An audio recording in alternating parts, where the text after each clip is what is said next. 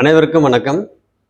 நம்ம இன்னைக்கு என்ன பார்க்க போகிறோம் அப்படின்னு கேட்டிங்கன்னா, காலபுருஷ தத்துவத்தின்படி முதலாவது வீடு மேஷம். ஓகேங்களா? அப்போ காலபுருஷ தத்துவத்தின்படி இன்றைக்கி நம்ம என்ன பார்க்க போகிறோம் அப்படின்னு கேட்டிங்கன்னா, ராசிகளும் அவற்றின் உடல் பாகங்களும். ஓகேங்களா? இதை தான் இன்றைக்கி பார்க்க போகிறோம். அப்போ காலபுருஷ தத்துவத்தின்படி முதலாவது வீடு எது? மேஷம். அந்த மேஷத்தோட உடல் பாகம் எதுன்னு கேட்டிங்கன்னா, எது மேஷத்தோட உடல் பாகம்? தலை, ஹெட்டு. ஓகேங்களா? தலை தான்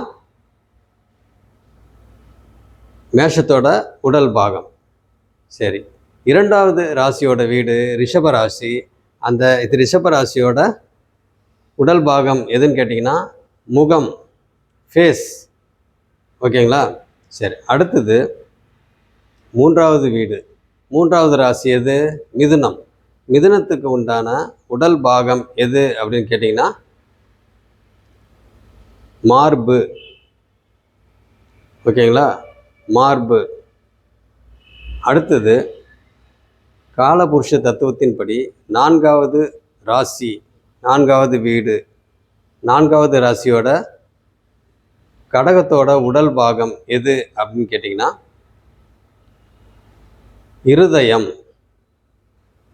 இதயம், ஹார்ட். ஓகேங்களா? சரி, அடுத்தது காலபுருஷ தத்துவத்தின்படி ஐந்தாவது வீடு சிம்மம்.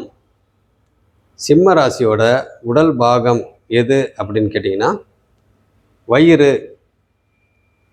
வயிறு இங்கிலீஷில் ஸ்டொமக். ஓகேங்களா? சரி, அடுத்து காலபுருஷ தத்துவத்தின்படி ஆறாவது வீடு கன்னி. இந்த கன்னி ராசியோட உடல் பாகம் எது அப்படின்னு கேட்டிங்கன்னா, இடுப்பு. ஓகேங்களா? இடுப்பு, ஹிப்பு, இங்கிலீஷில் ஹிப்பு. சரி, அடுத்தது ஏழாவது வீடு காலபுருஷ தத்துவத்தின்படி ஏழாவது வீடு துலாம்.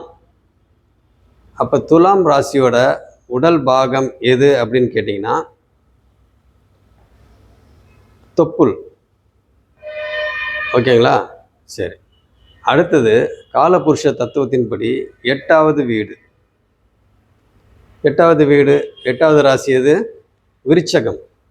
அந்த விருச்சகத்தோட உடல் பாகம் எது அப்படின்னு கேட்டிங்கன்னா, ஆண் பெண் மர்ம உறுப்பு. ஓகேங்களா? அடுத்து காலபுருஷ தத்துவத்தின்படி ஒன்பதாம் வீடு, ஒன்பதாம் ராசி தனுசு. அப்போ அந்த தனுசு ராசியோட உடல் பாகம் எது கேட்டிங்கன்னா, தொடை, தை. ஓகேங்களா? தொடை. சரி, அடுத்தது காலபுருஷ தத்துவத்தின்படி பத்தாவது ராசி, பத்தாவது வீடு, பத்தாவது ராசி, அதோட ராசி எது? மகரம். அந்த மகர ராசியோட உடல் பாகம் எதுன்னு கேட்டிங்கன்னா, முழங்கால். ஓகேங்களா? கடகராசி மகர ராசியோட உடல் பாகம் எதுன்னு கேட்டிங்கன்னா, முழங்கால். ஓகேங்களா? நீ ஜாயிண்ட் அப்படின்னு சொல்லலாம். ஓகேங்களா? சரி, ரைட்டு. அடுத்தது காலபுருஷ தத்துவத்தின்படி 11ஆம் வீடு, 11வது ராசி கும்பம். அந்த கும்ப ராசியோட உடல் பாகம் எது அப்படின்னு கேட்டிங்கன்னா, கணுக்கால். கணுக்கால்னா இந்த நீ ஜாயிண்ட்டுக்கு கீழே வர்றது கணுக்கால். ஓகேங்களா? அந்த காஃப் மசில் ஏரியா இருக்குல்ல, அந்த ஏரியா, அதுக்கு கீழே, நீ ஜாயிண்ட்டுக்கு கீழே. ஓகேங்களா? சரி, அடுத்தது காலபுருஷ தத்துவத்தின்படி 12ஆம் வீடு, 12ஆம் ராசி மீனம். அந்த மீன ராசியோட உடல் பாகம் எது அப்படின்னு கேட்டிங்கன்னா, பாதம். கீழே வருது இல்லைங்களா, கால் லாஸ்ட் பாதம், பாம். அந்த பாதத்தோட ஏரியா அதுதான் பார்த்தீங்கன்னாக்கா மீன ராசியோட உடல் பாகம். அது என்னென்னன்றதை உங்களுக்கு நான் போர்டில் எழுதி போடுறேன். அது பாருங்க. காலபுருஷ தத்துவத்தின்படி ராசிகளும்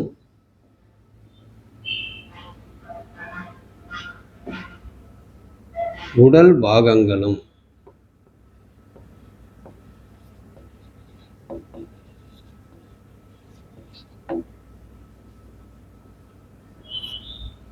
ஃபஸ்ட்டு மேஷம். மேஷத்துக்கு எது உடல் பாகம்? தலை. அடுத்தது ரிஷபம்.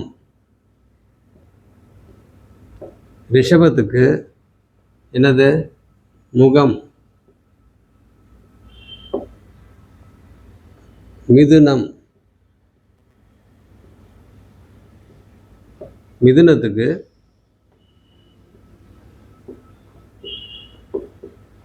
மார்பு. அடுத்தது கடகம். கடகத்துக்கு இருதயம்.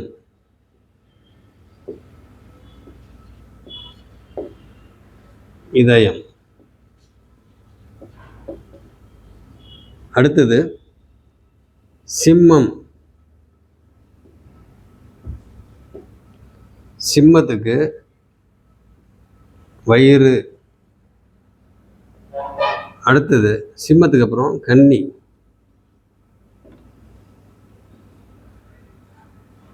கன்னிக்கு இடுப்பு.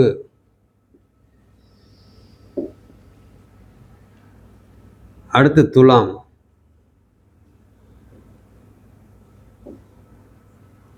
துலாமுக்கு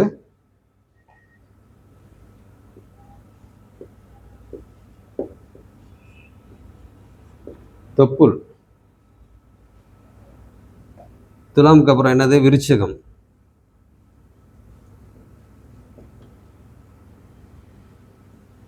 விருச்சகம். விருச்சகத்துக்கு ஆண்.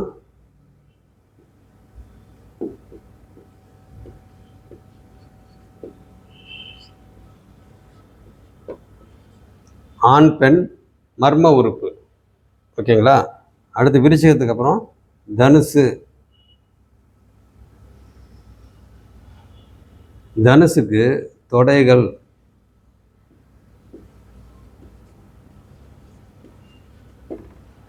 தொடைகள். அடுத்து தனுசுக்கு அப்புறம் மகரம். மகரத்துக்கு என்னது? முழங்கால்.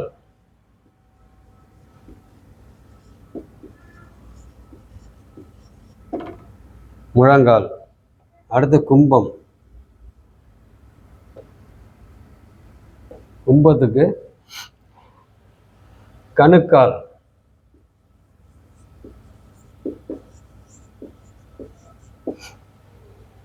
அடுத்து மீனம். மீனத்துக்கு பாதம். பாதங்கள்.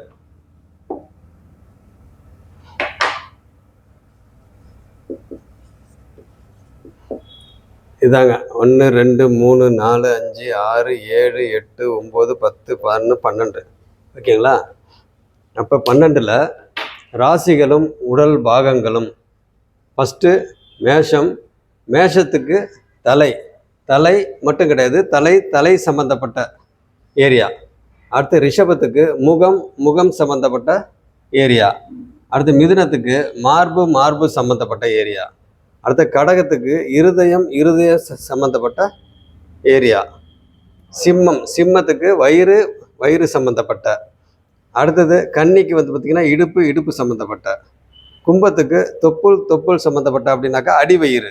ப்ராக்கெட்டில் அடிவயிறுன்னு போட்டுங்க.